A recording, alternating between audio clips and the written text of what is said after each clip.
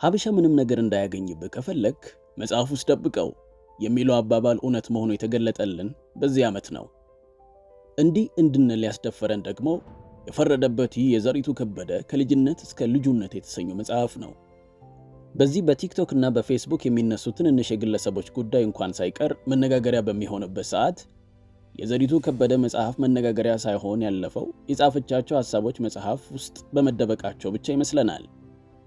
እንደዛ ባይሆን ኖሮ በታምር ልናልፋቸው የማይገቡ መነጋገሪያ ሊሆኑ የሚገቡ በጣም ብዙ አወዛጋቢ ጉዳዮችን በውስጡ ይዟል። ዛሬው ጊዜ የደረሰ ይመስላል። ዘሪቱ ከበደ ቃል በቃል ያላለችው መጽሐፍ ውስጥም ያልተጠቀሰን ጉዳይ ዘሪቱ ከበደ ከብዙ ወንዶች ጋር ተኝቻለሁ ብላለች በማለት የተገለጸ አንድ ፎቶ ማህበራዊ ገጾችን አጨናንቆ ውሏል። እኛ መጽሐፉን አነበብን። ዘሪቱ ከበደ ከወንዶች ጋር ተኝቻለሁ ብላለችን? ከመጽሐፉ የውስጥ ገጽ ቆንጥረን የተለያዩ ሐሳቦች የተስተናገዱበትን ጉዳይ አፍታተን እንነግራችኋለን። ይህ ወሬ ፕላስ ነው። ዘሪቱ ከበደ ከልጅነት እስከ ልጁነት በተሰኘው መጽሐፏ እንዲህ ትላለች የፍቅር ሕይወቷን ስትገልጽ። የፍቅር አድናቂ ሮማንቲክ የሚባሉት ሰዎች አይነት ነበርኩ። የፍቅርን ስሜት የምወድና የምፈልግም ነበርኩ። ሆኖም ግን አካላዊ ወደ ሆነው ግንኙነት ለመግባት የማልደፍርና የምጠነቀቅ ነበርኩ እስከ ኋላኞቹ ዓመታት ድረስ። በግል የሐሳብ ምልልሴና በቅርቤ ካሉ ጥቂቶች ጋር ምናልባትም የፍቅር ሱሰኞች የሚባሉት አይነት የነበርኩ ሳልሆን እንደማልቀር ተነጋግሬ ያውቃለሁ። በተለይም በመጀመሪያ የመቀራረብ ጊዜ ውስጥ የሚፈጠረውን ከፍተኛ የስሜት ድምቀትና አዲስን ሰው በፍቅር ስሜት ውስጥ ስናውቅ ያለውን አስማጭ ጊዜያዊ ደስታ ያለ ልክ ወደው ነበር። አዲስን ዓለም በመተዋወቅ ውስጥ ያለውን ያሳሽ ኤክስፕሎር ደስታና ጉጉት ተከትዬ ጥቂት የማይባሉ የጾታ ተቃራኒዎችን ሕይወት ጎብኝቼ ወጥቻለሁ።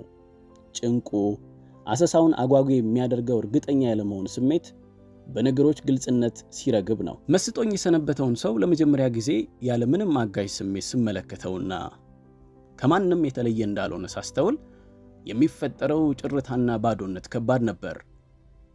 እወዶ የነበረው ራሱን መውደድን ስለነበር አብሮኝ ካለው ሰው ትክክለኛ ማንነት ጋር የምተዋወቀው ሲያክለፈልፈኝ የቆየው ስሜት መጥፋት ሲጀምር ነው። መልካቸውን እንኳን አጥርቼ የምመለከተው ያን ጊዜ እንደሆነ አስታውሳለሁ። ውስጤ ለጓጓለት ስሜት ሲል ካክቦና ኳኩሎ የተቀበለው ሰው ስሜቱ በረገበ ጊዜ እርቃኑ ይገለጣልና ከዚያ ሰው ጋር የሚያስቀጥል አቋም አጣለሁ። እውነት ሳይሆን ወረት እንደሆነ በደረስኩበት ጊዜ ሁሉ ትክክለኛውን ግንዛቤ እስካገኝ ድረስ የነገሩን ግልብነት በመጋፈጥ ከጊዜያዊነቱ የተነሳ የጠለቀን ትርጉም በመፈለግ ፈንታ ከሚቀጥለው ሰው ጋር የተሳካ እንደሚሆን ተስፋ በማድረግ ደጋግሜ የፍቅርን ስሜት ከፍታና ዝቅታ አይቻለሁ። ነገሩ የምስኪኖች ድካም፣ የጅል አፍቃሪዎች አለማወቅ ነው። እኔ ደግሞ ከነርሱ አንዷ ነበርኩ።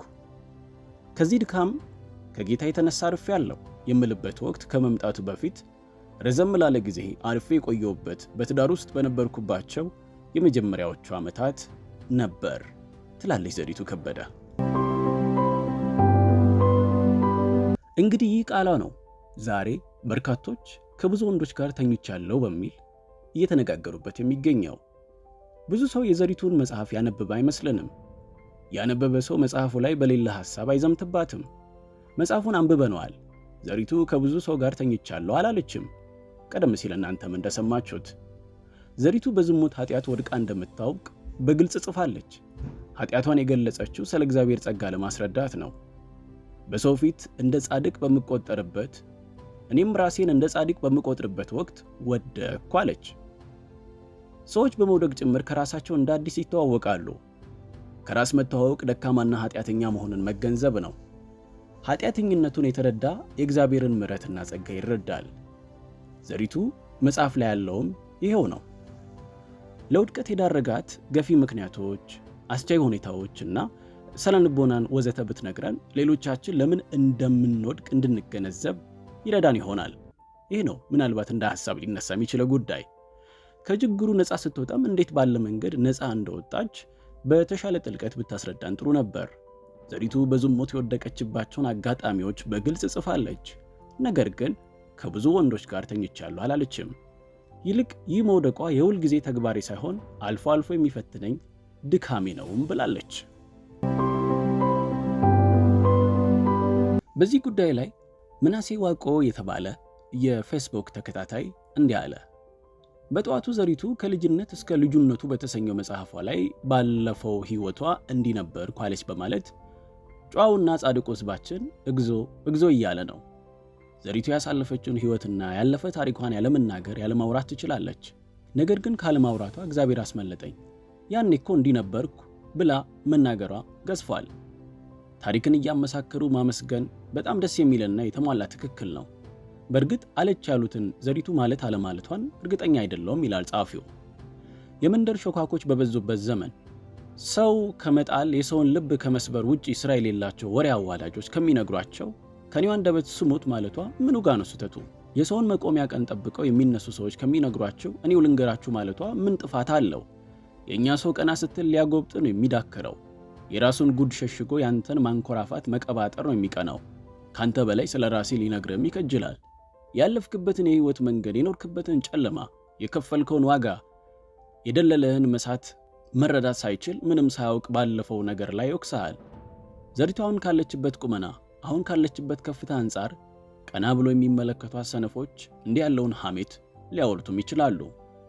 ዘሪቱ ከገሌ ጋር ትተኛ ነበር እኮ፣ ብልግናዋ፣ ስራዋ ደግሞ ትሰርቅ ነበር እኮ የሚሉ ተገማችና ተጠባቂ ወሬዎች አንድ ቀን ተናፍሰው ሰውን እንዳያሰናክሉ እሷንም እንዳይረብሿት እንዲሆና ነበር ብላ ራሷ ስለ ራሷ በመናገሩ መደነቅ ነበረባት። መጽሐፍ ቅዱስም ኃጢአታችንን መደበቅ ሳይሆን በንስሐ ወደ ብርሃን መመለስን እንዳለብን ነው የሚነግረን። እግዚአብሔር እንኳን አስመለጠች ማለት ሲገባ ጭራሽ ለምን ተናገረች ማለት?